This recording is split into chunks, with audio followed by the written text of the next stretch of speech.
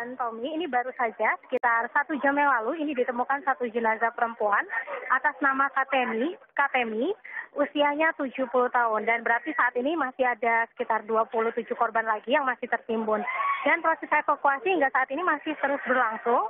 Ada 7 alat berat yang diturunkan, lalu juga ada 2 anjing penjaga ini untuk membantu mencari korban yang masih tertimbun longsor.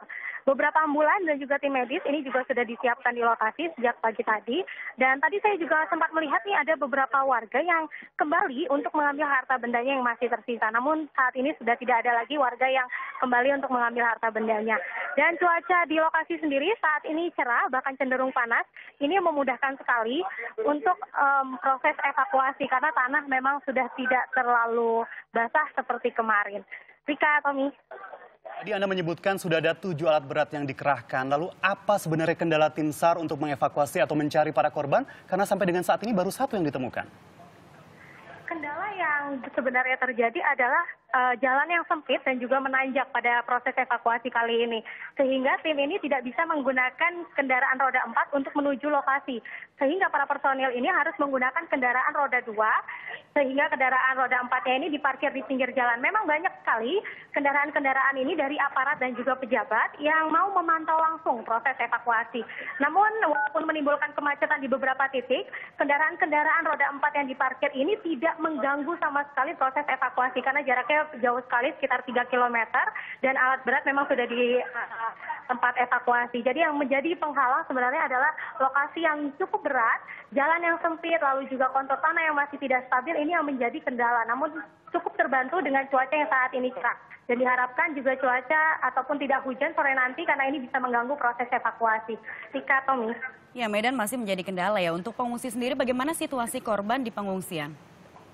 Korban di pengungsian, saat ini ada banyak lokasi pengungsian yang tersebar di beberapa titik di sekitar lokasi longsor. Namun yang menjadi tempat lokasi pengungsi paling banyak ini ada di rumah kepala desa.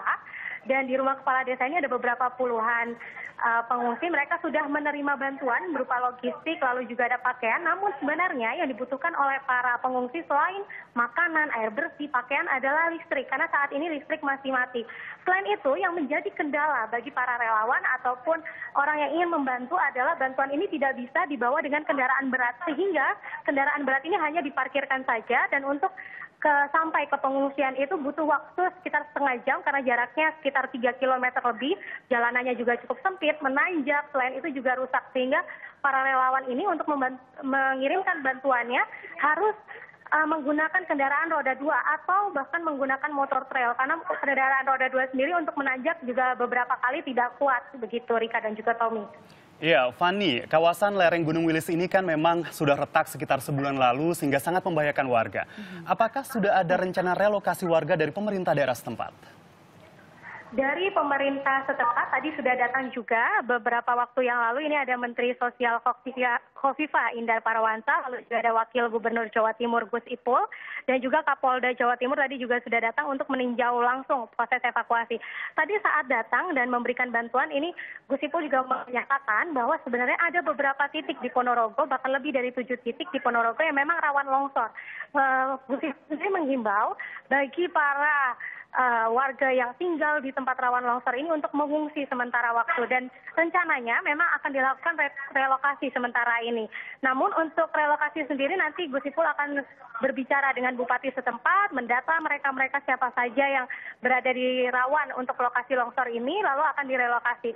Dan menurut dari Khofifah juga ini dalam waktu 14 hari tanggap darurat sekarang akan didata juga nama-namanya siapa saja yang kehilangan tempat tinggal, nanti akan dicairkan dananya untuk para warga bisa membangun kembali rumahnya. Namun ini masih belum saya dapatkan informasi apakah warga tetap bisa untuk membangun kembali rumah di tempat yang sama ataupun di tempat yang berbeda. Ini kami masih belum mendapatkan informasi lebih pastinya lagi. Tommy dan juga Rika. Ya,